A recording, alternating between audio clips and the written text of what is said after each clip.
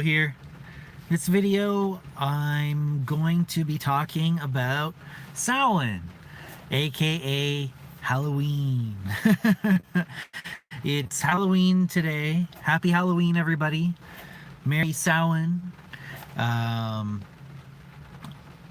that's if you're wondering, the pronunciation looks like it's supposed to be Samhain, but that's actually one of the first things you learn if you get into the esoteric studies, is that it's not pronounced Samhain, it's pronounced Samhain. There's a few words like that where you can tell if somebody is done mostly just reading and not listening to other people talk. Like the ritual dagger is often called an athame, but people will say an athame because they look at it and the way that the word is written, it looks like athame, but it's athame. There's a bunch of words like that, but those are the two main ones that I can think of. Those are the two ones you learn early on. So yeah, Samhain. I hope everybody's having a good Samhain so far.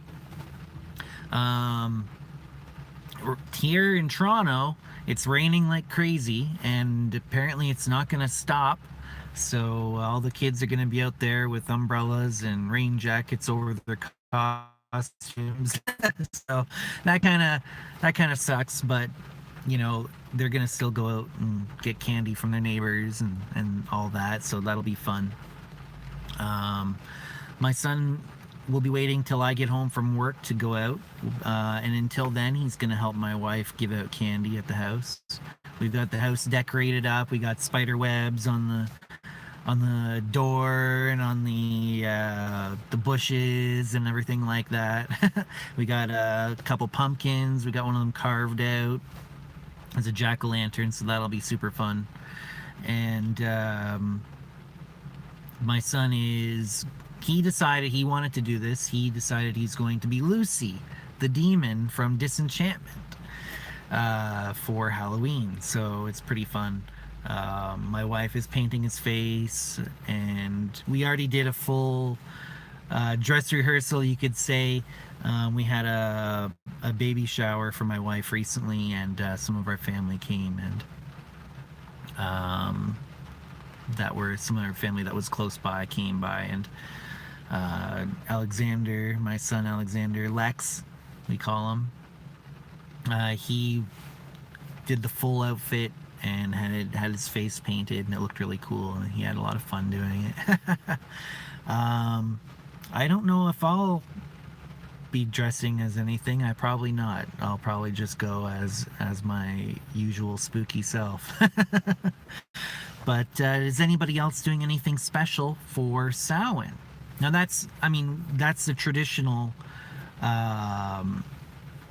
trick-or-treating activity, but of course we're gonna have our own family celebration as well within our, my wife and my son and me. We're gonna have our own little mini Samhain celebration. I'm wondering if any of you are going to do anything special tonight, or if you already did. Now, I know that sometimes people can't do it on the actual day, or there are actual time zone differences as well, so you might have already done it. But yeah, I'm curious. Leave in a comment here. If you're here live, chat me. But if you're watching this as an archive, yeah, leave me a comment. Let me know. I'm curious to know what the different activities people choose to do on Halloween. Especially people who are practitioners of the occult and esoteric arts and sciences. That's most interesting to me. Now, some of you are probably going to a party. Eleanor says, Happy Samhain. I almost said it the way it's spelled because I'm reading it. Been raining a lot here in Athens, too. Yeah, it's crazy. It was raining here yesterday as well, and all day today, and apparently it's going to be raining all night.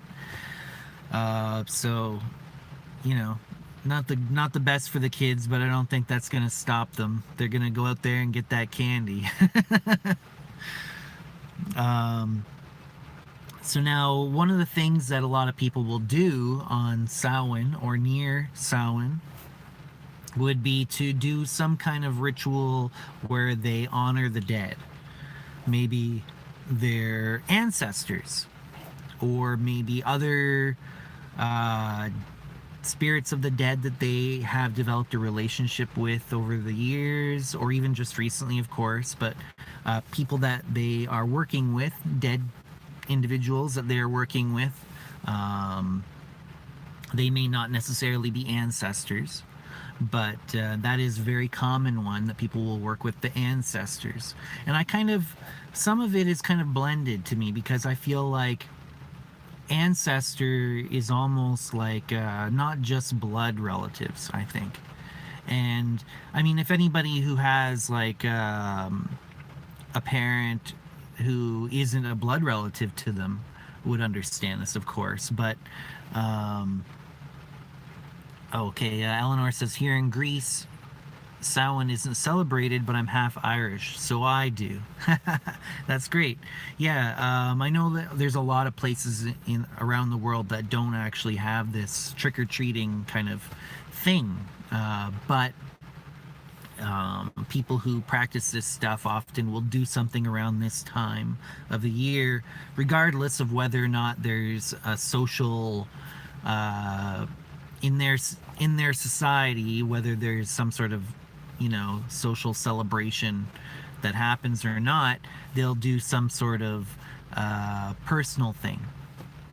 Eleanor says usually by watching scary films and stuff like that. Yeah, that's a great idea. I love scary movies. I used to like the gory ones too, but I don't know. I went to watch like an old Saw movie, and I just couldn't watch it anymore. I was like, oh God, like how did I even watch that before and enjoyed it? I watched it and I was like, ah, awesome.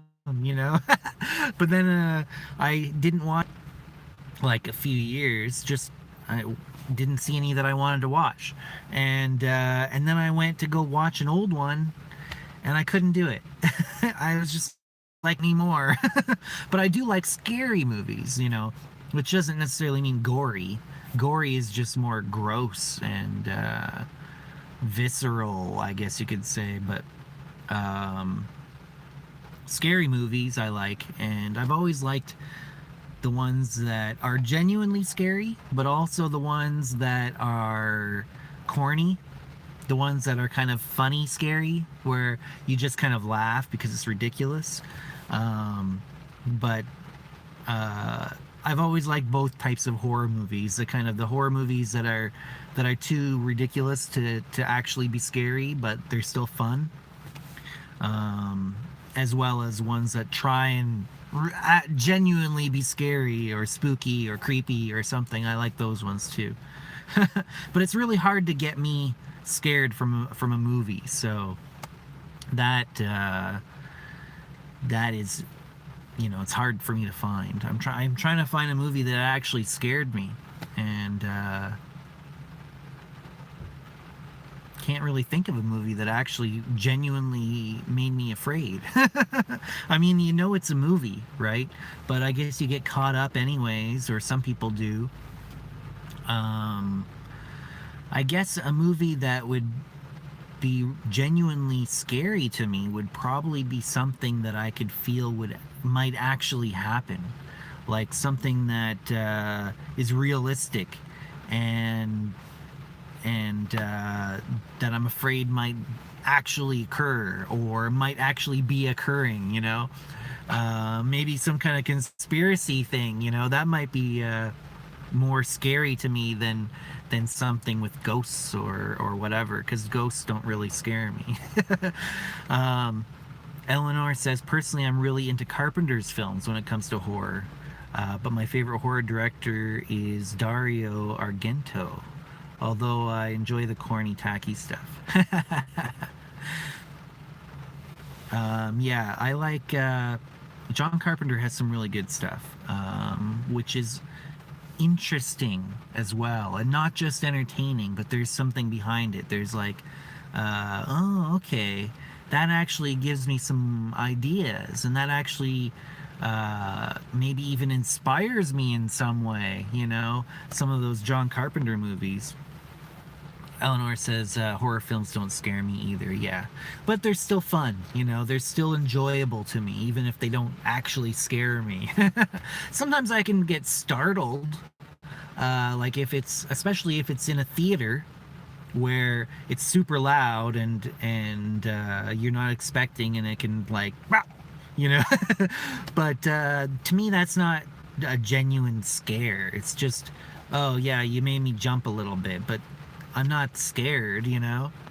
Uh, Amy K says The Void was pretty fantastic. Cosmic horror. It's got that gore though, haha. But damn.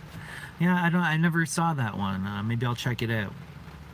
Um, I'm not like against gore in a movie. It's just that movies that are all about gore, like Hostel or Saw, you know, it's. I mean, Saw does have a bit more to it than just the gore. I'll say, but really, Saw is more about the traps, right? Like, what trap is next and how gory is it gonna get, you know? But there is a little more to more. Is it? It's just an excuse to show gore, right? Some girl's eye flying out or whatever. um, Eleanor says Checker Gento's Surprizia and Inferno. They're definitely must-watch films. You know what? Who makes creepy movies? Not necessarily scary, but there are kind of some scary elements to it. Would be Del Toro, Guillermo del Toro, famous for Pan's Labyrinth, and what's that other big one that he did? It wasn't actually a scary movie, but Pacific Coast. Was it Pacific Coast, where they had those giant mech devices and they were fighting like Godzilla type creatures or something like that? I barely. I mean, I watched it, but I don't know. Didn't seem like there was too much plot to it, so it was hard to remember exactly. It was more like a Michael Bay film or something. But, Del Toro has some very cool movies. He has one. What is it called? Are You Afraid of the Dark? Is that what it's called? I'm trying to remember. But there was one that had like a long title, and it was something like Are You Afraid of the Dark? And it was about tooth fairies, but like a spooky version of that. And there's a little girl, and they move into this house, and they find these tooth fairies that are trying to steal human teeth, you know. And they're real spooky, you know. That was a cool one, and it reminds me of some old Arthur Machen horror stories, like short stories from Arthur Machen. I'm not sure if you're familiar, if any of you are familiar with that author, but he had some really cool stories. Like if you like Lovecraft, you know, I think Arthur Machen was one of his contemporaries, I think, and Lovecraft had expressed admiration for Arthur Machen's stories as well at some point, I believe. Correct me if I'm wrong, but there's some interesting Arthur Machen short stories that are pretty spooky, and they actually get into this whole idea of elves or gnomes and things like that, where you have these, it's almost like a race of entities, you know, that exist in the physical and that have kind of gone underground or something like that. He has that kind of theme about these ancient tribes of, you know, intelligent beings that once roamed the earth and maybe still have some remnant of here, you know, that we might have some chance encounter with. And so that Del Toro movie, Are You Afraid of the Dark, I think it's called, was about tooth fairies, and it had that kind of a theme of these ancient beings that somehow still have a small surviving population that once in a while briefly interact with us, and we otherwise are oblivious to them. So yeah, if you're looking for a new author that you haven't seen before or read before, maybe Arthur Machen might be one that you might want to check out. It's really cool stuff. Del Toro has another movie. I mean, Pan's Labyrinth was great, but what was that other one he did? Kronos. That's an older one he did, and it's I think it's a bilingual movie if I remember correctly, where it's English and Spanish.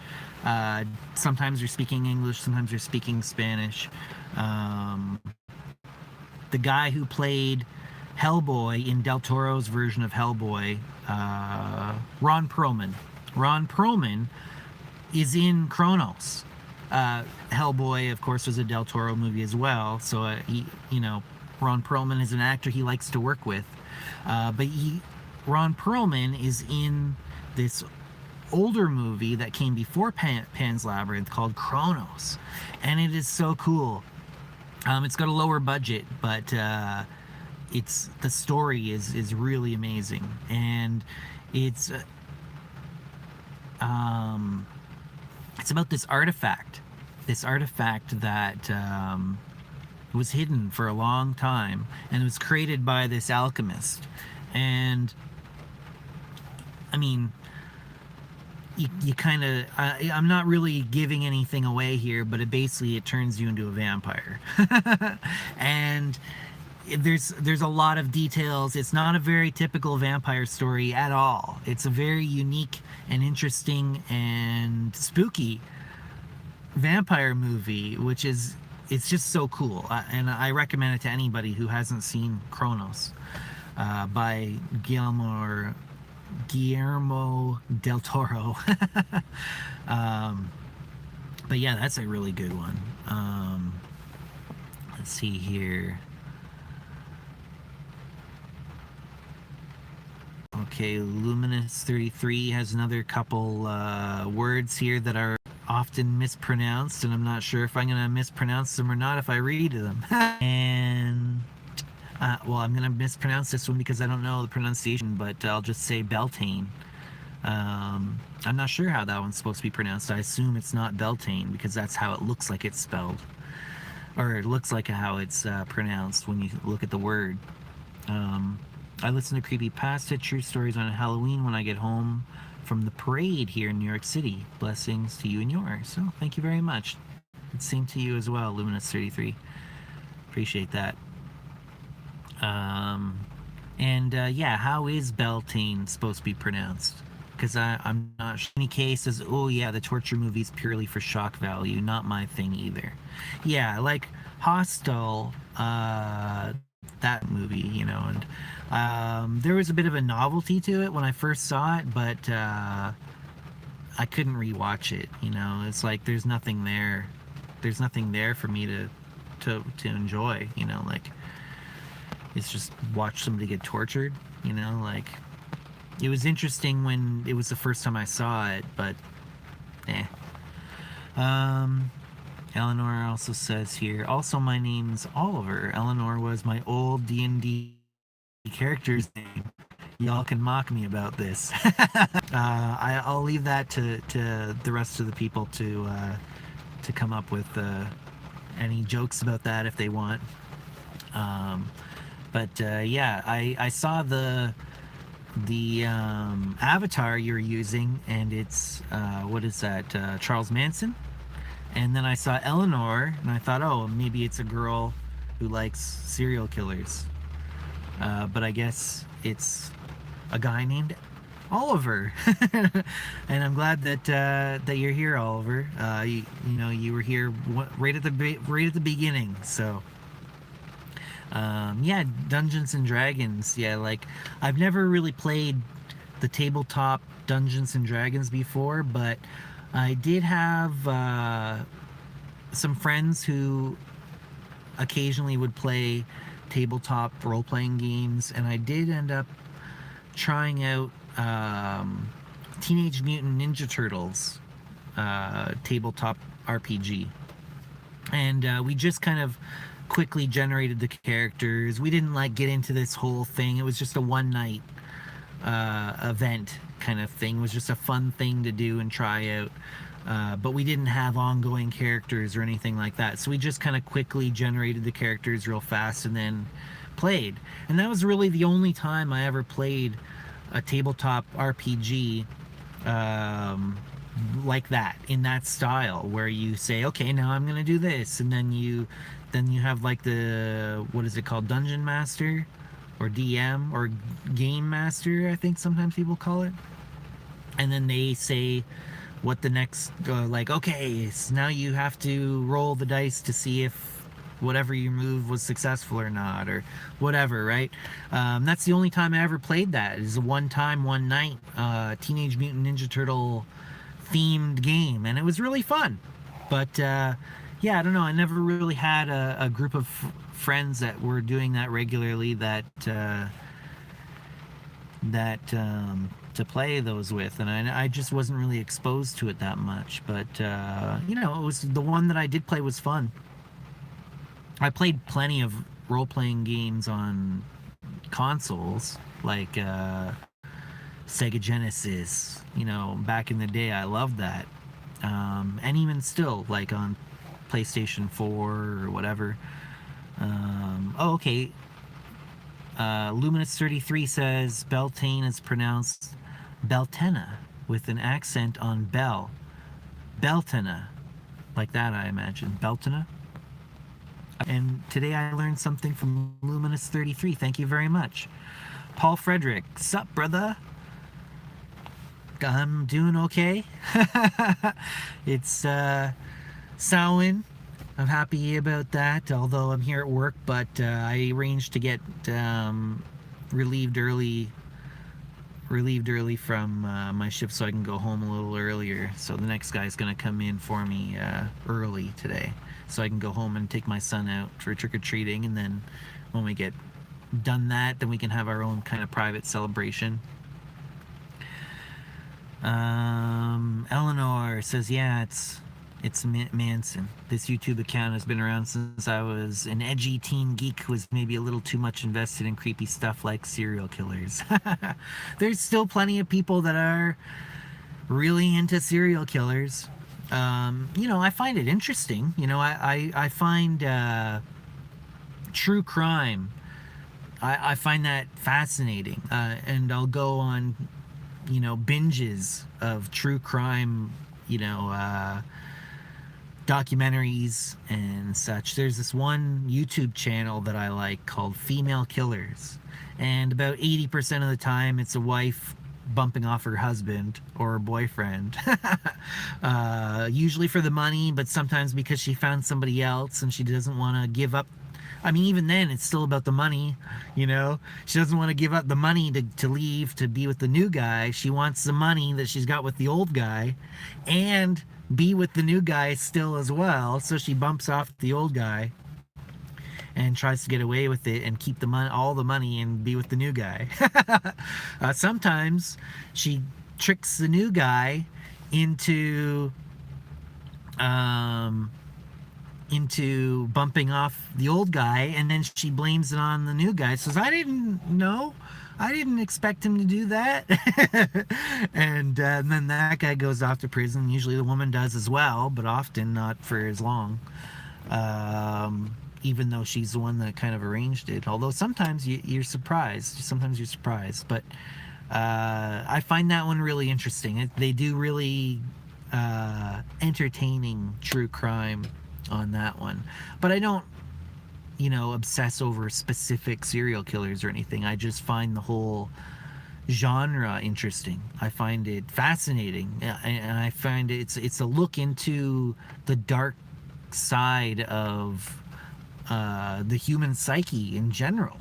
Like, what brings a person to murder another person, and you know, how do they go about it, and what do they do after it's done? You know, like, how do they deal with it? Like, some people do different things. Some people just are like, yeah, I did. They don't even try and hide it. They're like, yeah, I did it. He deserved it. Blah blah blah. Whatever. Do with me what you need to do. Like guilty. You know.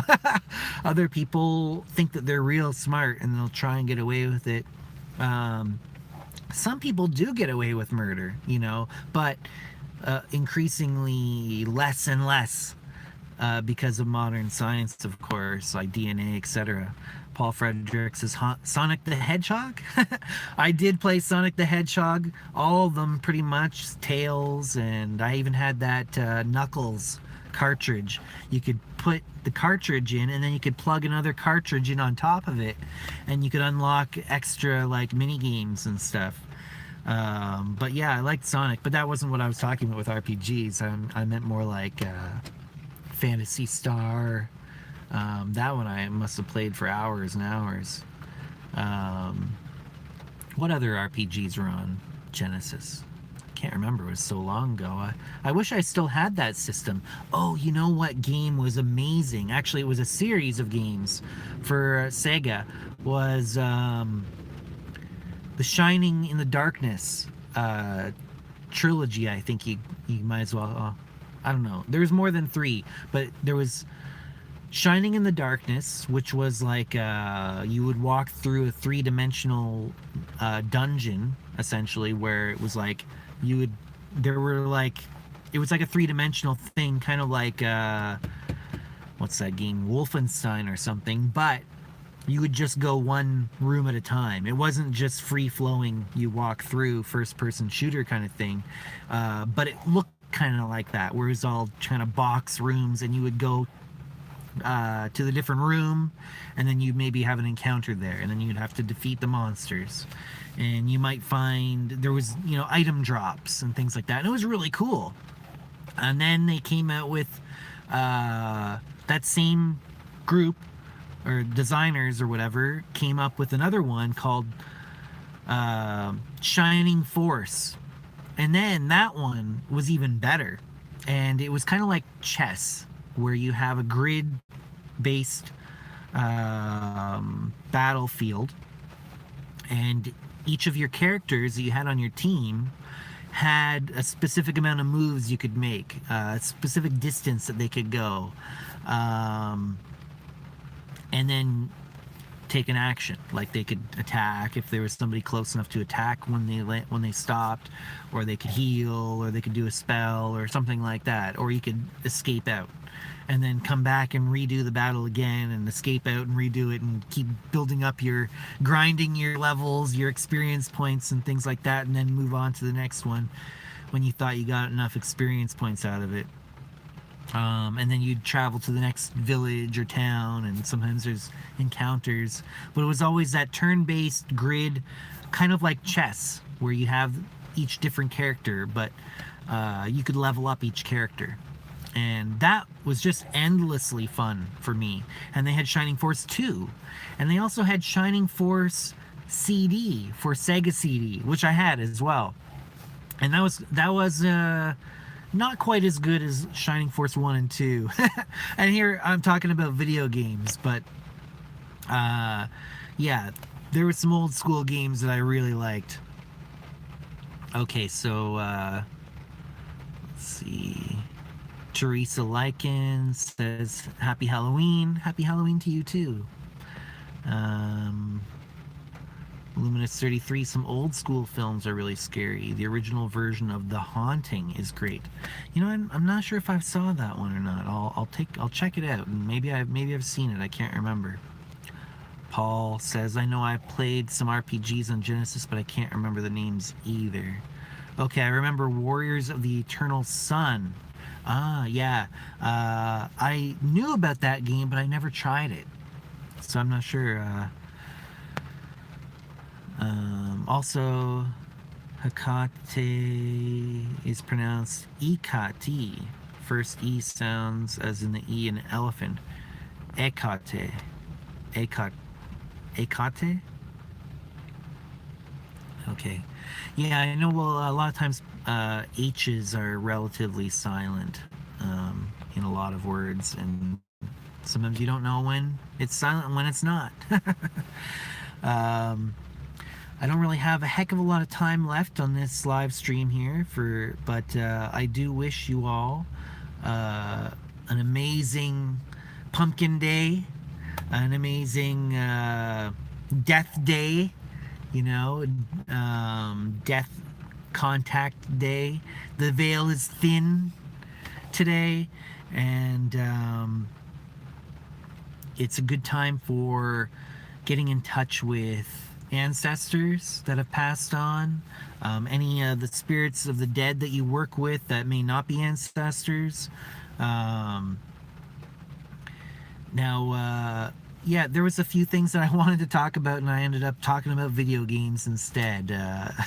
But maybe I'll turn that into a pre-recorded video. I'll write out, I'll make like a pre-recorded video and upload it on some of those subjects that you might be interested in. But I mean, it's going to be past Samhain, so I don't know. Maybe it won't even be interesting anymore until next year. But Paul Frederick, happy Halloween. Happy Halloween to you as well. Happy Halloween to all of you. And Amy K, happy Samhain to you and your family.